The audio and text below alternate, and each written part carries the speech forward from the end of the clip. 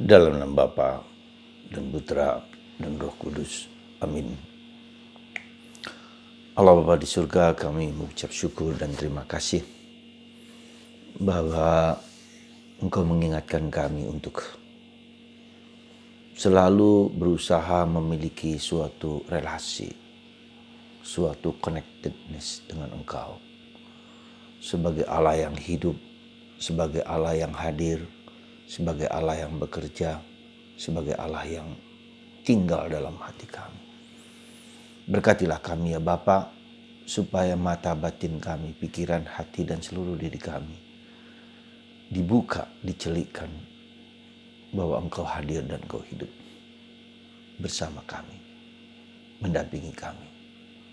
Demi Kristus Tuhan dan pengantara kami. Amin. Para saudara, salah satu tantangan terbesar dalam hidup rohani kita adalah menyadari kehadiran Tuhan. Kenapa saya mengatakan ini tantangan? Karena kita merasa bahwa seringkali Tuhan tidak hadir. Seringkali kita merasa bahwa Tuhan tidak ada. Dia tidak peduli dengan kita. Dia membiarkan kita merana, nestapa, derita, dan seterusnya. Kehadiran Tuhan itu berarti apa? Kehadiran Tuhan itu berarti ada suatu connectedness, ada satu relasi, ada satu kehadiran. Ya, ada pribadi lain yang hadir, yang kurasakan, kualami, kulihat akan diri kita. Itulah kehadiran. Ya, nah, manusia itu ada banyak layer, ada banyak lapisan. Ya, katakanlah lapisan yang paling dangkal, lapisan yang paling luar. Ya, secara fisik, ya, secara kelihatan, ya, aturan, hukum, peraturan, eksternal, eksterior. Ya. Orang menjalankan suatu kegiatan, suatu tindakan, apakah dia memakai hati, memakai pikiran, belum tentu, jalan saja. Jadi lapisan yang luar itu. Nah, demikian juga dalam kehidupan keagamaan kita. Kita dengan gampang, dengan mudah menghayati liturgi, doa, peraturan-peraturan, tidak melakukan ini, demi itu, dan karena suatu aturan. Aturan itu dibuat untuk sesuatu yang supaya ada keteraturan, supaya ada ikatan. Nah, Yesus sangat heran hari ini dalam tanggal 13 Oktober 2020. Heran sekali bahwa Yesus makan tidak mencuci tangan. Ya, tentu saja mencuci tangan sesuatu yang baik. Ya, supaya tidak kena virus, kena apa. Tetapi orang terpaku pada yang lahiriah itu. Ya. Dan itulah dalam kehidupan agama kita. Asal kita menjalankan semua peraturan, menjalankan semua kegiatan-kegiatan, menjalankan tanpa keterlibatan hati dan pikiran, maka kita cukuplah itu demikian. Nah, sampai pada suatu titik, suatu krisis, seperti halnya dengan suami, istri, keluarga. Ya, ketika ada krisis, orang merasa ada sesuatu yang selama ini kita jalani dengan rutin, dengan biasa saja. Ketika krisis, ketika ada masalah, ketika ada penderitaan, ketika ada salib, orang mulai merasa lebih dalam bahwa tidak cukup hanya menjalankan apa yang eksternal, apa yang lahiriah, apa yang peraturan. Ada sesuatu yang orang ingin didengarkan lebih dalam. Dia tidak cukup hanya menjalankan kasih benda, kasih makan, kasih sesuatu, baju. Tidak, ada sesuatu orang kebutuhan lain yang lebih dalam. Maka Yesus, kalimat yang selalu diingat, duk in altum, masuklah lebih dalam. Karena manusia tidak cukup hanya yang di luar, hanya yang peraturan. Tetapi masuk lebih dalam kepada suatu relasi pribadi personal dengan seseorang. Ya, dengan suami dan istri, ya, dengan anak-anak, dengan bapak ibu. Ya, ada sesuatu kita diajak untuk masuk lebih dalam, bahwa ketika ketika kebutuhan kita itu akan cinta, akan kasih sayang, akan hormat diterima, diakui oleh satu sama lain, maka kita merasa terpenuhi. Jadi dengan kata lain, saudaraku terkasih, kita tidak cukup hanya secara lahiriah, maka kita diminta untuk masuk lebih dalam. Ya. Nah, untuk masuk lebih dalam ini ada suatu masa transisi. Ya. Mungkin ada krisis, mungkin ada pertengkaran, mungkin ada perselisihan, mungkin ada konflik. Lalu mereka duduk diam untuk duduk bertanya, apa masalahnya? Hal yang sama dengan Tuhan juga demikian. Ketika kita mengalami problem kehidupan, kita tidak merasa bahwa Tuhan hadir, ada. Di situ justru adalah undangan kita untuk merasakan Tuhan itu hadir. Tuhan itu ada bersama saya, untuk saya, bekerja untuk saya, katakanlah memberikan segala-galanya untuk saya. Ini saya hanya mengatakan bahwa kita seringkali harus dipanggil untuk masuk lebih dalam. Ya, dan ini membutuhkan suatu peristiwa, suatu kejadian. Kejadian apa?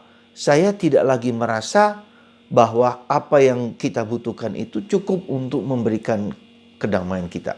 Ya, katakanlah ada kekosongan, ada kekeringan, ada malam gelap, ada keterasingan dengan diri kita sendiri. Ya.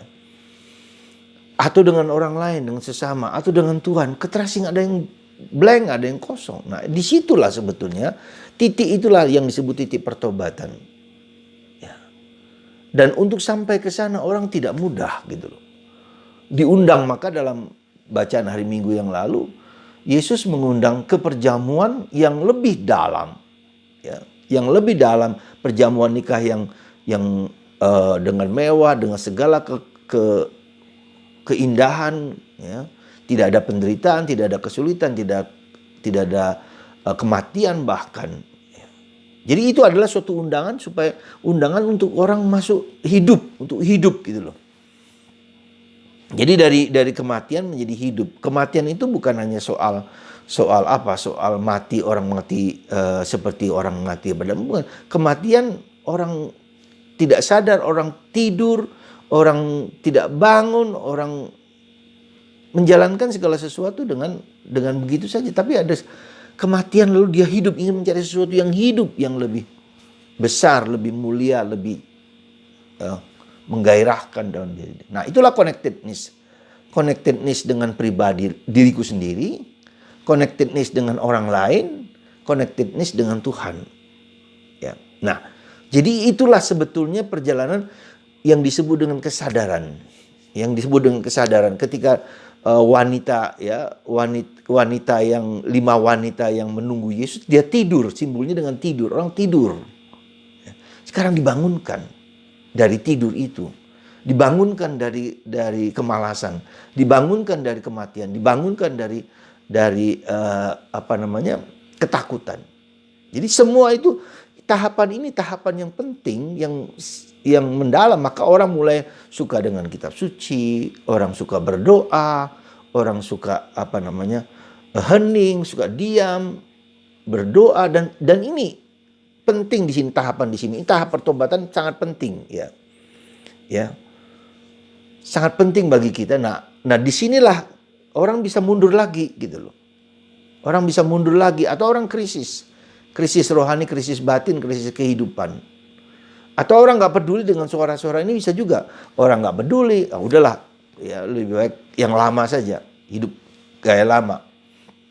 Atau orang tidak mendengarkan, atau orang mendengarkan, dia duduk diam, ya, dia mengalami krisis kehidupan. Nah, itulah saudaraku yang terkasih dalam Kristus. Yesus heran, Yesus tidak suka dengan orang-orang Yahudi yang hanya eksternal, yang munafik, katakanlah begitu, ya. Karena apa? Karena yang di dalam itu mengandung banyak hal yang luar biasa. Ada kemewahan, ada keindahan, ada surga, katakanlah tanda petik, ya. Ada keindahan di sana ketika orang masuk. Tetapi membutuhkan suatu proses pertobatan, proses penderitaan. Yaitu orang harus mati pada diri sendiri, mati pada ego. Ya. Ketika kita di luar, ego kita yang memerintah. Ego kita yang berkuasa. Tapi ketika kita di dalam, Tuhan yang memerintah. Ya, jati diri kita yang asli. Ya. Jadi kita harus menemukan dari ketika masuk itu kita menemukan jati diri kita yang asli. Self, true self. Yang di luar itu false self. Jati diri kita, true, sejati. Dan itu hanya dalam Tuhan. Saudaraku yang terkasih dalam Kristus, inilah kecaman Yesus kepada orang Yahudi seperti kuburan. Di luar kelihatan baik, di dalam bosok.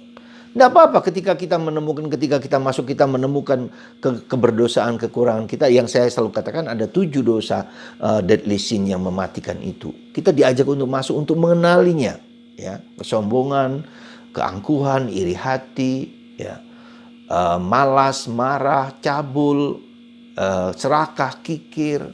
Ya. Itu semua ya, adalah hal yang kita temukan. Tetapi di balik itu ada sesuatu nilai, values, keutamaan-keutamaan. Kita menjadi lebih sabar, kita penuh cinta kasih, kita mengampuni, kita memaafkan. Nilai-nilai ilahi ada di sana. Kita mulai menemukan suara hati, ya, lakukan yang baik, hindari yang jahat.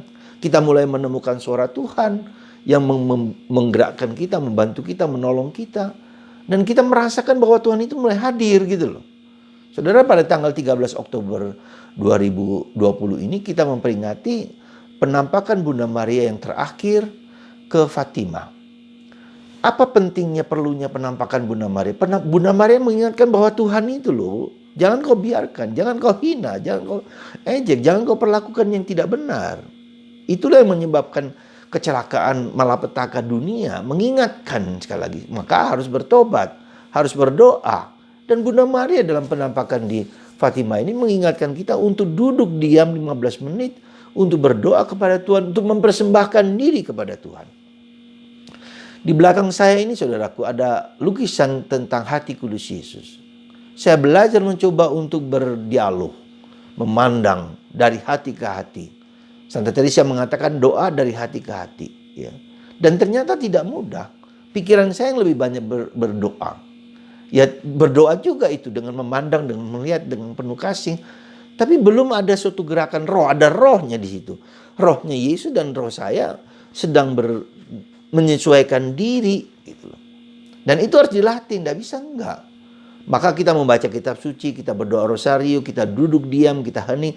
Yang nanti dialognya itu bukan dengan kepala, bukan hanya dengan kepala, bukan hanya dengan pikiran, bukan dengan mulut, tetapi dengan hati, dengan roh.